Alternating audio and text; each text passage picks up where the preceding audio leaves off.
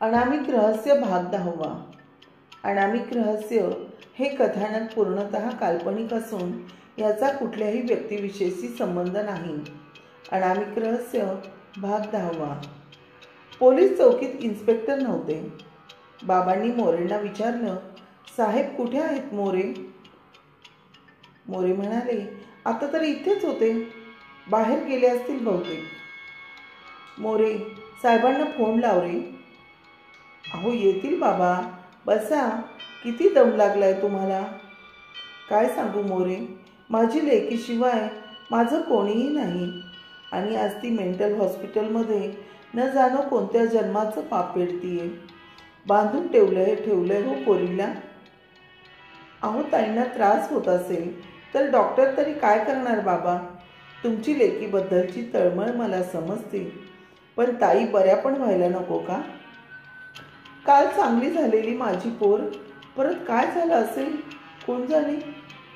तुम्ही बसा, आत्ता येतीलच साहेब. तेवढ्यात इन्स्पेक्टर माने आले. बाबा घाईघाईने साहेबांच्या मागे केबिनमध्ये गेले आणि घडलेली सगळी हकीकत साहेबांना सांगितली.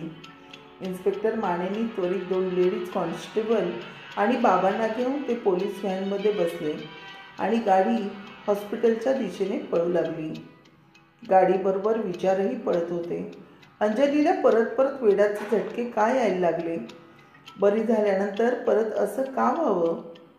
पोलीस व्हॅन थांबली आणि साहेबांनी मोर्चा डॉक्टरांच्या केबिनकडे वळवला. पण डॉक्टर नव्हते. एक सिस्टरने सांगितलं, डॉक्टरांना इमर्जन्सी आली, पेशंटला खूप त्रास होतोय म्हणून दुसऱ्या हॉस्पिटलला हलवायचंय. मला पेशंटचं नाव कळेल का? मिसेस अंजली प्रदीप. नर्सचं वाक्य पूर्ण होण्याआधीच इन्स्पेक्टर आणि बाबा बरोबरच ओरडले, काय झालं त्यांना? आणि पळतच बाबा आणि इन्स्पेक्टर अंजलीच्या रूमकडे धावले. अंजली मोठमोठ्याने ओरडत होती, मारून टाका, मला नाही जगायचं, मला मारून टाका, आणि जोरजोरात हसत होती. 4 सिस्टर्सलाही ती आवरत नव्हती. तिला डॉक्टरांनी इंजेक्शन दिलं. अंजलीला ग्लानी आली आणि ती झोपी गेली. डॉक्टरांनी इन्स्पेक्टर साहेबांना सांगितलं, अंजलीला आता दुसऱ्या मोठ्या मेंटल हॉस्पिटलमध्ये न्यावं लागेल, तरच काहीतरी होऊ शकतं. पण त्या बऱ्या झाल्या होत्या ना? मग परत असं काय झालं? अहो त्या इथे आल्यापासून अशाच आहेत. थोडंसं त्यांना बरं वाटलंही होतं, पण परत काय झालं माहीत नाही. ट्रीटमेंट चालू आहे, पण जर मोठ्या हॉस्पिटलमध्ये नेलं तर फायदा होऊ शकतो. अंजलीला परत बांधून नच ठेवलं. अहो पण तुम्ही त्यांना का बांधताय? जर वेडाच्या भरात त्यांनी स्वतःला इजा केली तर आम्हाला असं करावं लागतं साहेब. बाबा रडत होते. लेकीच्या विचाराने त्यांना काही सुचेनासं झालं होतं. इन्स्पेक्टरांनी बाबांना अंजलीच्या घरी सोडलं आणि तेही घरी गेले. रात्रभर डॉक्टर मानेंना झोप आली नाही. मला मरायचं नाही, मला मारू नका म्हणणारी अंजली आज मला मारून टाका, मला जगायचं नाही असं का म्हणत होती? ती ज्या पद्धतीने बोलत होती, हसत होती, ती वेडी वाटतच नव्हती. मग तिला बांधून का ठेवलं होतं आणि का? सकाळपर्यंत इन्स्पेक्टर मानेंनी कसाबसा वेळ काढला आणि सकाळीच ते हॉस्पिटलला पोहोचले. मला मिसेस अंजलीला भेटायचं आहे. डॉक्टर, तुम्ही उशीर केलात साहेब. अंजलीला पुण्याच्या एरोडा हॉस्पिटलमध्ये हलवले आम्ही. त्यांच्याबरोबर कोण होतं? तिच्या बाबांना तरी सांगितलं का की त्यांनाही नाही ठाऊक? डॉक्टर म्हणाले, नाही, अशा सिरियस वेळ लागलेल्या पेशंटबरोबर कोणाला जाता येत नाही साहेब. इन्स्पेक्टरला शंका आली, नवे खात्रीच वाटत होती. अंजली वेडी नाही, कुठेतरी पाणी मुरतंय. ते डॉक्टरच्या केबिनकडे वळाले. डॉक्टर कोणाशी तरी बोलत होते. ती व्यक्ती पाठमोरी होती असं त्यांना खिडकीतून दिसलं. त्यांना त्या व्यक्तीची साईड फेसिंग ओळखीची वाटली, पण त्यांना आता फक्त अंजलीची माहिती डॉक्टरांकडून घ्यायची होती. दार बंद होतं. त्यांनी दार वाजवलं. आतून विचारलं, कोण? मी इन्स्पेक्टर माने. 5 मिनिटांनी दार उघडलं, पण आता केबिनमध्ये फक्त डॉक्टर होते. जागेवरून उठत डॉक्टर म्हणाले, इन्स्पेक्टर साहेब आपण? हो, कामच तसं होतं. तुम्ही एकटेच होते का? तुम्हाला डिस्टर्ब तर नाही ना केलं? नाही, तसं काही खास काम नव्हतं. कोणाशी बोलत होता का मग? नाही. इथे कोणी दिसतंय का? नाही ना. इन्स्पेक्टर, रोज रोज गुन्हेगार लोकांना पाहून तुम्ही सगळ्यांना संशयास्पद दृष्टीने बघता वाटतं. अहो, गुन्हेगार कितीही चालाक असला ना तरी तो आमच्या नजरेतून सुटत नाही. एनिवे, मला सांगा, अंजलीला कुठल्या हॉस्पिटलमध्ये हलवलंय? इन्स्पेक्टर, मी डॉक्टर आहे. अंजलीसाठी उपचार कोणता चांगला कोणता वाईट हे मला कळतं. पण अंजली आता आउट ऑफ कंट्रोल झाली आहे. तिच्यामुळे बाकीच्या पेशंटला त्रास होतो. म्हणून येरवडा हॉस्पिटलमध्ये त्यांना हलवलं. जर त्यांना काही झालं तर तुम्हाला सोडणार नाही. समजलं डॉक्टर? मी डॉक्टर आहे. पेशंटला आम्ही बरं करतो. समजलं इन्स्पेक्टर? सरळ सरळ धमकी देताय तुम्ही मला. आणि तेवढ्यात फोनची रिंग वाजली. समोरून कोणीतरी बोललं आणि डॉक्टर जोरात ओरडले, काय? हे कसं काय झालं? ताबडतोब जवळच्या हॉस्पिटलमध्ये न्या त्यांना. मी निघालोच. इन्स्पेक्टर म्हणाले, काय झालं? कोणाचा फोन होता डॉक्टर? ॲम्ब्युलन्समध्ये नेताना अंजली ऑफ झाली. काय काय केलं तुम्ही तिला? सांगितलं ना साहेब, तिला त्रास जास्त होत होता म्हणून तिला आता मोठ्या हॉस्पिटलला पाठवलं. त्यांना थांबायला सांगा. आम्ही आल्याशिवाय त्यांना हलवायचं नाही. अहो, पण मी त्यांना जवळच्या हॉस्पिटलमध्ये न्यायला सांगितलं आहे. मी सांगितलं ना पेशंट हलवू नका म्हणून. तसं डॉक्टरांनी फोन करून सांगितलं.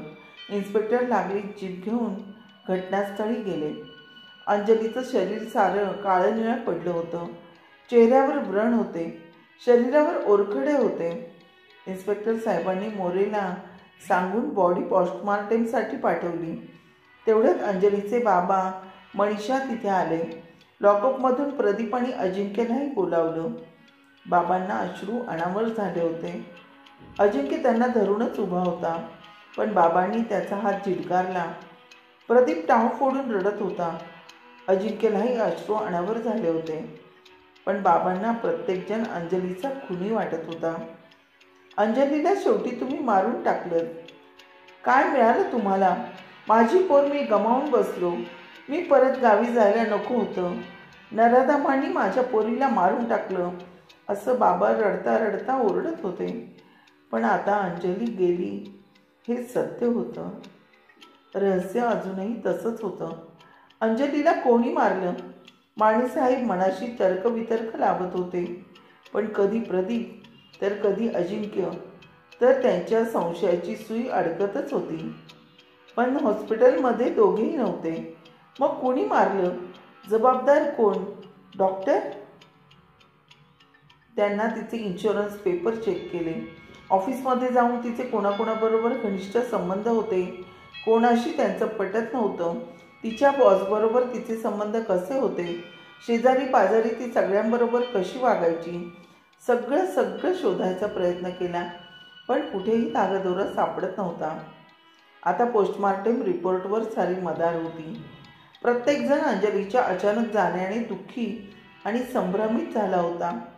इन्स्पेक्टर मानेची तर झोपच उडाली होती. सुई प्रत्येकापाशी जाऊन अडकत होती. ते प्रत्येकाची जबानी परत परत चेक करत होते, पण कुठल्याही निर्णयापर्यंत पोचत नव्हते. अंजलीच्या बाबांनी केसच्या निर्णयापर्यंत घरी जायचंच नाही असं ठरवलं होतं. ते अंजलीच्या घरीच होते. अंजलीचे पोस्टमॉर्टम रिपोर्ट आले आणि तिने वेडाच्या भरात औषधाच्या गोळ्यांचा ओव्हरडोस घेतला म्हणून मृत्यू झाला हे सिद्ध झालं. अंगावर चेहऱ्यावर ओरखाडे तिनेच घेतले हेही सिद्ध झालं आणि केस क्लोज झाली. अनेक प्रश्न अनुत्तरित होते. कायद्याच्या दृष्टीने केस बंद झाली, तरीही इन्स्पेक्टर माने केसमध्ये अडकले होते.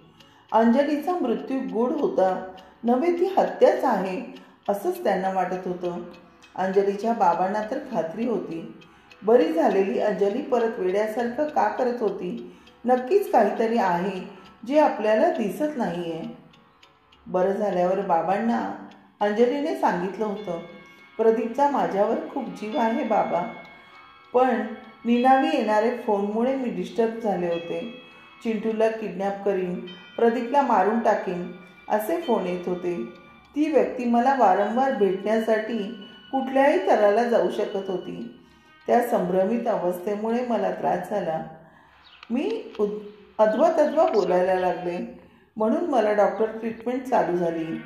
प्रदीपचा काही दोष नाही बाबा, पण अजिंक्यचं माझ्यावर प्रेम होतं, म्हणजे तोच सर्वस्वी जबाबदार असावा असं मला वाटतं.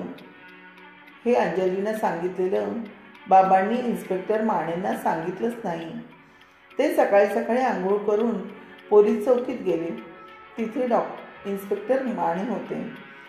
बाबांना पाहून मानेसाहेब बोलले, तुम्ही गेले नाही बाबा? अहो कसं जाऊ, माझं मन मला सांगतंय ही आत्महत्या नाही, मला माझ्या अंजलीचा खूनच झालाय साहेब. अहो बाबा काय उपयोग, केस क्लोज झाली ना आता. बाबांनी अंजलीचं आणि त्यांचं बोलणं झालेलं मानेसाहेबांना सांगितलं आणि केस रिओपन करण्याची विनंती केली. बाबांचं बोलणं ऐकल्यावर मानेसाहेबांना स्वतःचाच राग आला. जो कोणी निनावी फोन करत होता त्याचं रेकॉर्ड कसं काय बघायचं राहिलं आपण, असं म्हणून त्यांनी बाबांना अंजलीचा मोबाईल बाबांकडे मागितला. बाबा म्हणाले, तिच्या सगळ्या वस्तू भेटल्या, पण त्या वस्तूंमध्ये मोबाईल नव्हता. काय, असं कसं? त्यांनी हॉस्पिटलमध्ये चौकशी केली. इथे आता पेशंटचं कोणतंही साहित्य नाही, डॉक्टर बोलले. प्रदीपला बोलावून विचारलं.